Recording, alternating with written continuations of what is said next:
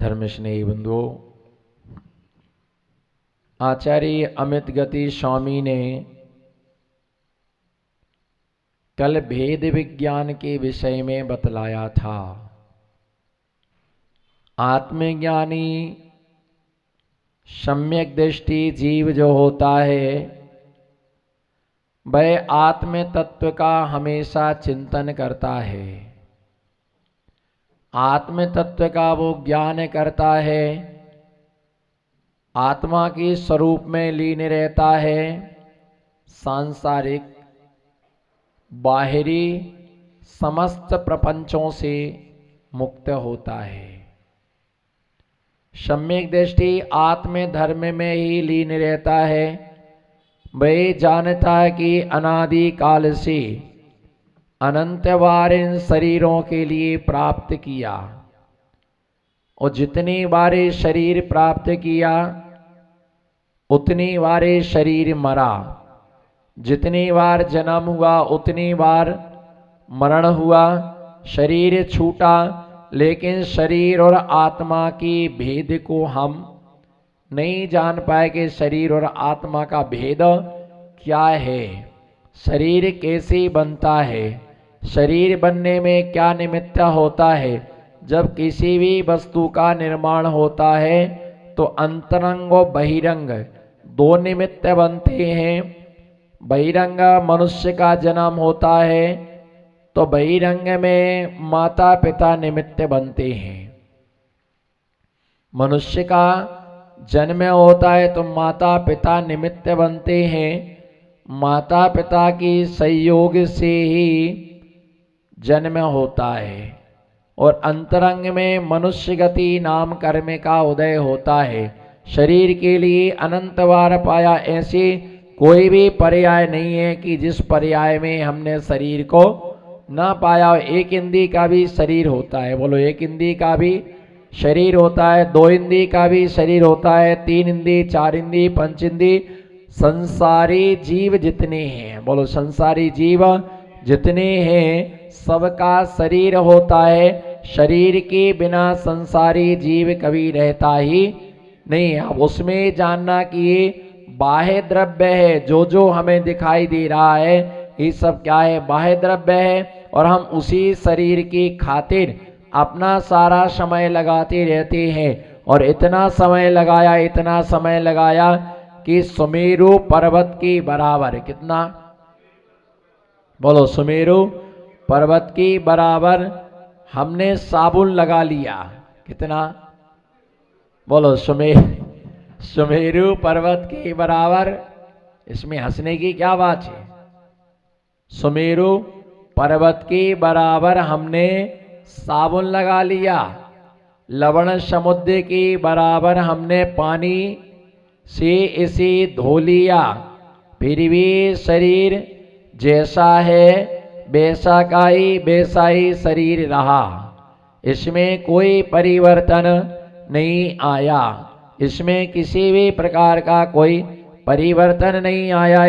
इतना साबुन लगाया, इतना साबुन लगाया, बोलो इतना साबुन लगाया कि सुमेरु पर्वत छोटा पड़ गया और इतना पानी की लवण समुद्र की बराबर पानी से इसके लिए धो दिया, तो अभी ये शरीर जैसा का तैसा ही रहा। इसमें कोई परिवर्तन, गोरा है तो गोरा रहेगा और काला है तो, बोलो ना लाला, शरीर गोरा है तो गोरा रहेगा और काला है तो काला रहेगा। गोरा काला नहीं हो सकता है, बोलो गोरा काला नहीं हो सकता है और काला कभी क्या नहीं हो सकता है, गोरा कभी काला नहीं हो सकता है और काला कभी क्या नहीं हो सकता है, गोरा नहीं हो सकता है। ये तो हमारा मन का भ्रम है ना। लाल है तो लाल रहेगा, पीला तो पीला रहेगा, नीला तो नीला रहेगा, सफेद तो सफेद रहेगा। जिसको जैसा रंग मिला है, वर्ण नाम कर्म का उदय जिसका जैसा होता है, बोलो जिसका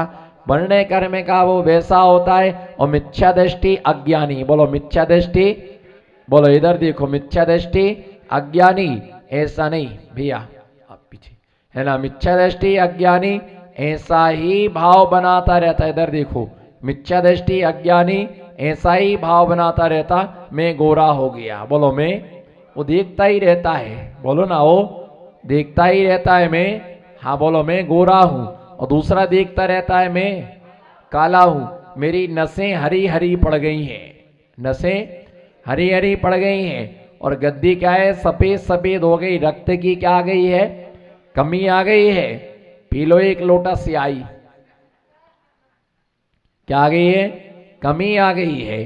तो इस प्रकार से जीव क्या करता रहता है, इस प्रकार से जीव का क्या परिणाम होता रहता है, वो शरीर में देखता रहता है कि ये क्या है, लाल हो गए, ये पीला हो गया, ये नीला हो गया, ये हरा हो गया, ये सफेद हो गया है, ये सब शरीर के वर्ण है। किसके वर्ण है?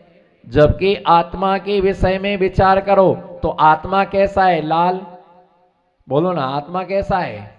लाल, नीला, पीला, काला, सफेद, बताओ कैसा है आत्मा का रंग, कैसा है? ना आत्मा लाल है, बोलो ना, आत्मा लाल है, ना आत्मा पीला है, ना आत्मा नीला है, ना आत्मा सफेद है। आत्मा वर्ण से क्या होता है? रहित होता। आत्मा गंध से रहित होता है, आत्मा रूप से रहित होता है, आत्मा स्पर्श से रहित होता है, आत्मा दिखाई नहीं देता है, आत्मा दिखाई नहीं देता है। एक बार विज्ञान ने ऐसा रिसर्च किया, एक आदमी मरने वाला था, और मरने वाला जो आदमी था तो उसने देखा, उसके लिए पैक कर दिया, और पैक कर दिया कांच की पेटी में, उसके लिए पैक कर दिया। जैसे ही वो कांच की पेटी में क्या उसको पैक किया गया, कांच की पेटी में उसको पैक किया गया, और उन्हें विज्ञान ने देखा कि मरने से पहले उसके शरीर का वजन तौल लिया। क्या? बोलो, मरने से पहले उसका शरीर का वजन क्या कर लिया?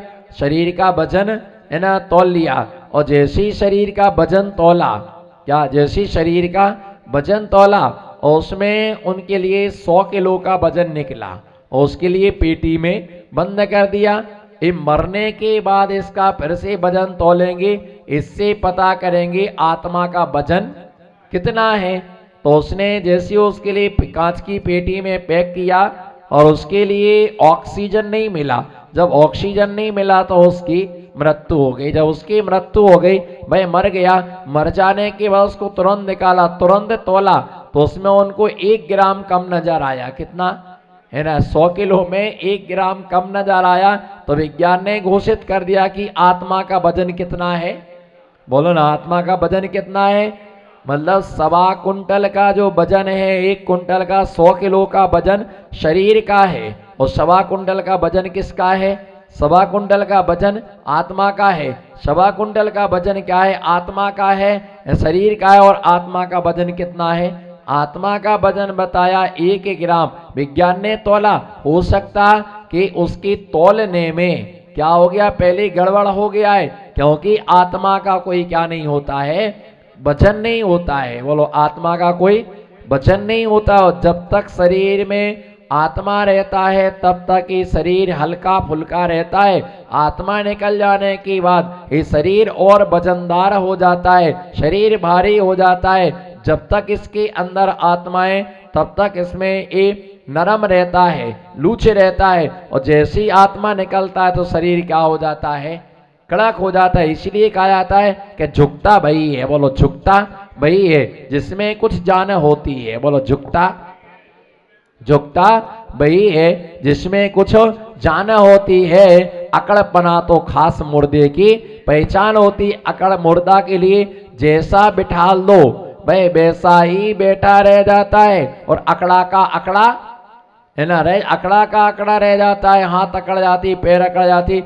इसलिए आत्मा का कोई वजन नहीं होता है। बोलो, आत्मा का कोई वजन नहीं होता है। आत्मा दिखाई नहीं देता है, आत्मा अदृश्य होता है, आत्मा होता है। बोलो, आत्मा, गुमास्ता नगर की चक्रवर्ती, बोलो, आत्मा होता है पर आत्मा दिखाई नहीं देता है। जो जो दिखाई दे रहा है वो आत्मा नहीं है। क्या? जो जो दिखाई दे रहा है वो आत्मा नहीं है, और जो आत्मा है वो दिखाई नहीं देता है। जो पौद्गलिक वस्तु है वह पौद्गलिक वस्तु हमको दिखाई देता है। इसलिए ऐसा मान करके चलना कि शरीर अलग है और आत्मा अलग है। दूध में घी है पर वो घी दिखाई, दूध के अंदर घी है पर वो दिखाई नहीं देता है। पर कैसे निकलता है? जब उसे तपाया जाता है, जब अग्नि पर वो तप जाता है तो दूध अलग, घी अलग हो जाता है और दूध अलग हो जाता है।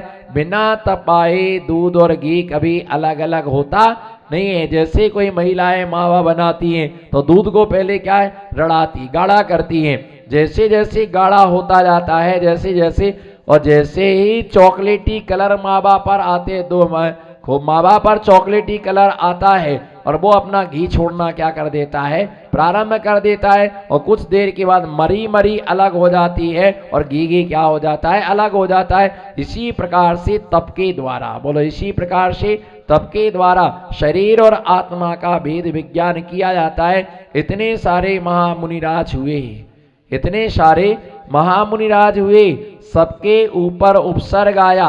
उन्होंने भेद विज्ञान के द्वारा उपसर्ग और परिचयों पर जय प्राप्त की जाती है। किसके द्वारा? बोलो, किसके द्वारा?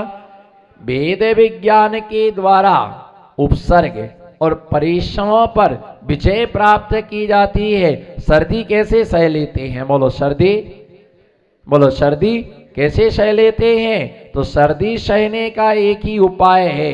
बोलो, सर्दी सहने का, सर्दी सहने का एक ही उपाय है। और सर्दी सहने का एक उपाय यह है परिचय। क्या है? परिचय। सर्दी सहन करने का एक ही उपाय क्या है ना? सर्दी को सहन करने का है भेद विज्ञान। बोलो, सर्दी को सहन करने का भेद विज्ञान। जिसे सर्दी लग रही है, बोलो, जिसे सर्दी लग रही है भाई मैं नहीं हूं। बोलो, जिसे सर्दी लग रही है भाई मैं नहीं हूं। और जो मैं हूं उसे सर्दी कभी लगती नहीं है। जिसे गर्मी लग रही है, बोलो, जिसे गर्मी लग रही है भाई मैं नहीं हूं। और जो मैं हूं उसे कभी गर्मी लगती नहीं है। जो खा रहा है, बोलो, जो खा रहा है सच में भाई मैं नहीं हूं। बोलो, जो खा रहा है वो सच में मैं नहीं हूं। और जो मैं है वो कभी खाता नहीं है। जो पी रहा है भाई मैं नहीं हूं। जो मैं हूं भाई पीता नहीं है। जो सो रहा है भाई, बोलो, जो सो रहा है भाई मैं नहीं हूं। और जो मैं हूं भाई सोता नहीं है। ऐसा शरीर आत्मा का जहां भेद विज्ञान होता है, खाली आंखें मीच करके मत बोलना शरीर अलग है आत्मा अलग है ना। ये सब भिन्न भिन्न है और छूट कुछ भी नहीं रहा है। यहां बोलते शरीर अलग है आत्मा अलग है। और आज ही कोर्ट में गए थे मकान की रजिस्ट्री कराने के लिए। अरे भैया झांझरी जी, पहले इसकी रजिस्ट्री तो करवा लो, इसकी रजिस्ट्री कराओ। उसको क्या देख रहा भैया वैद साहब जी, पहले इसकी रजिस्ट्री करा लो कि भैया ये हमारा है, ये क्या है। तो भैया जब इसकी रजिस्ट्री नहीं हो सकती है तो उसकी भी रजिस्ट्री नहीं हो सकती है ना भाई। वो पृथ्वी स्थायी है और ये पृथ्वी क्या है, अस्थायी है। शरीर भी एक प्रकार की मिट्टी का अच्छे किस्म का ढेला है। इस शरीर मिट्टी का अच्छी किस्म का ढेला है। इसलिए आध्यात्मिक योगी के लिए आचार्य पूज्यपाद स्वामी इष्टोपदेश नाम के ग्रंथ में लिखते, ब्रुवन्नपि न ब्रुवति, गच्छन्नपि न गच्छति, स्थिरीकृता तद्वस्तु पश्यन्नपि न पश्यति। यानी जो अच्छा साधक होता है, अच्छे साधक का मतलब दो प्रकार की स्थिति है, एक बाहर और एक अंतरंग। क्या? एक बाहर और एक अंतरंग। जो बाहर दिखाई दे रहा है वो अंदर में हो कोई जरूरी नहीं है। बोलो, जो बाहर में वो अंदर में हो कोई, और जो अंदर में हो वो बाहर में हो कोई जरूरी। जैसे आप बाहर को देखते हैं और हम अंदर को देखते हैं। जिसके लिए कहा जाता है भावलिंग, जिसे कहा जाता है भाव साधना, जिसे कहा जाता है अंतरंग चारित्र्य, अंतरंग की विशुद्धि। तुमने बाहर को देखा, कितना बढ़िया कमंडल है, कितनी बड़ी पीछी है, जोरदार आशीर्वाद मिलेगा। तुमने बाहर से देखा, लेकिन हम अंतरंग की साधना तपस्या को देखते कि अंतरंग की साधना क्या है, अंतरंग की तपस्या क्या है। क्योंकि बाहर से मोक्ष नहीं मिलता है, मोक्ष अंदर से मिलता है। अंदर से जब कर्म की परतें टूटती हैं तो मोक्ष मिलता है। हम बाहर से बोलते हैं शरीर अलग है, आत्मा, बोलो शरीर अलग है और आत्मा अलग है। हम ऐसा बाहर से बोलते रहते हैं, पर बाहर से बोलने से शरीर आत्मा अलग अलग नहीं है, उसका अनुभव भी करो। ठंडी लगी तो जल्दी से क्या कर लिया, रजाई ओढ़ ली। शरीर अलग है और आत्मा, बोलने वाले बोल ही नहीं रहे। ठंड लगी तो कंबल ओढ़ लिया, अब भसते रहो। शरीर अलग है और आत्मा, और भूख लगी तो भोजन कर लिया। शरीर अलग है और आत्मा अलग है। प्यास लगी तो पानी पी लिया, शरीर अलग है और आत्मा अलग है। अब सिर दर्द कर रहा, झंडू बाम पोतने लगी, लाल बाम पोतने लगी, शरीर अलग है, आत्मा अलग है। भाई कहने मात्र से नहीं होता है, उसका अनुभव ही करो।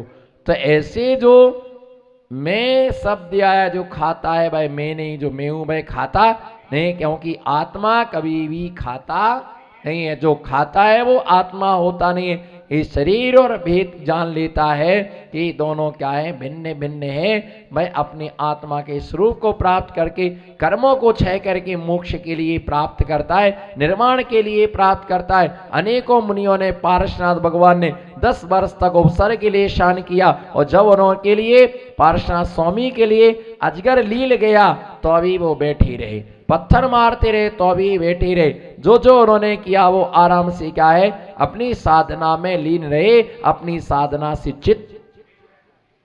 चित नहीं, जो मिट रहा है भाई मैं नहीं हूं, बोलो जो मिट रहा है भाई मैं नहीं हूं। और जो मैं हूं वो कभी मिटता, वो कभी भी मिटता नहीं है। जो जो मिट रहा है भाई मैं हूं नहीं। कितने लोग मरे, शरीर मरा कि आत्मा मरी, बोलो। कोई जिंदा हो तो बोलो। शरीर मरी कि आत्मा मरा? मरता कौन है? मरता हमेशा शरीर है, आत्मा कभी भी मरता नहीं है। आत्मा अजर है, आत्मा अमर है, आत्मा शाश्वत है, आत्मा अविनाशी है। और आत्म तत्व की खोज सब कोई नहीं कर पाता है। जैन दर्शन एक ऐसा दर्शन है जिसने आत्मा की क्या की है, खोज की है। और इसलिए आत्मा का ध्यान, मोक्ष, मोक्ष का, आत्मा का मोक्ष, मोक्ष किसका होता है? मोक्ष कभी शरीर का नहीं होता है, शरीर का मोक्ष नहीं होता है, पर शरीर के बिना भी मोक्ष नहीं होता है। मोक्ष किसका होता है? आत्मा का। मोक्ष किसका होता है? आत्मा का मोक्ष होता है। शरीर का कभी भी मोक्ष नहीं होता है।